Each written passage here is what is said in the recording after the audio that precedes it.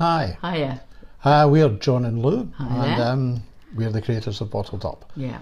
And this is the third mistake that we're talking about, and it kind of builds slightly on the previous one, doesn't it? Yeah, and we maybe need to say again, in case you came straight to this one, that we completely Yeah. believe in honesty, in challenge, in boundaries, but we do also believe that this should be done in a very strategic way. What tends to happen, and this was certainly true for me, is that I did a lot of threats.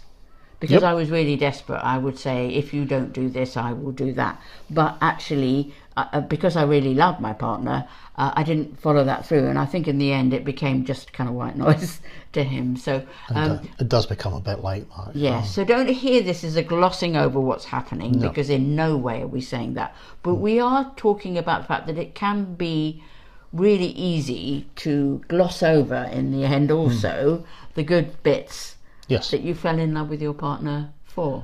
Yeah. You can forget that. Yeah. You know, I mean, many people say, and I totally believe them, is that they love the drink or they just hate the drinking behaviour, and that's fine. You know, and it's remembering that. Yeah. Remembering this is the man or the woman that you married, and why did you marry them in the first place.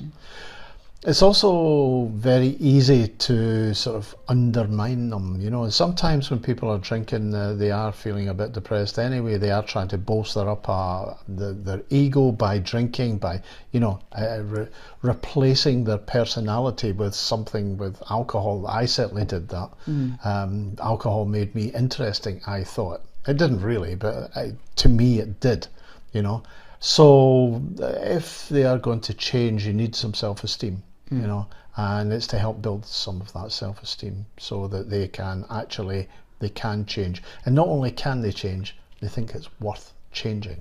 They are, to quote the advert, they're worth it. Yeah, and so it is psychologically just better for somebody to hear, particularly if they feel deep guilt and shame about what's going on, and most drinkers feel that very deeply, to hear, I wish you didn't do that, is not so good as, I wish we could go back and do this. I loved this. I really enjoyed that. I love it when you do this, you know. So remind yourself, actually, it's good for you to remind yourself of why you valued and loved them in the first place. But it actually gives them a platform so that they feel there's something worth coming back to. Yeah, I mean, saying things like, you know, I'd really like to sit down and watch a film with you tonight if you weren't drinking. I love that sober person, but I'm not that keen on the drinking one. Yeah. So don't forget, in your desire to tell, of course, your partner what you're going through, but also to tell him what you miss. Tell her what you loved about her when you fell in love and how you'd like to rekindle some of that again.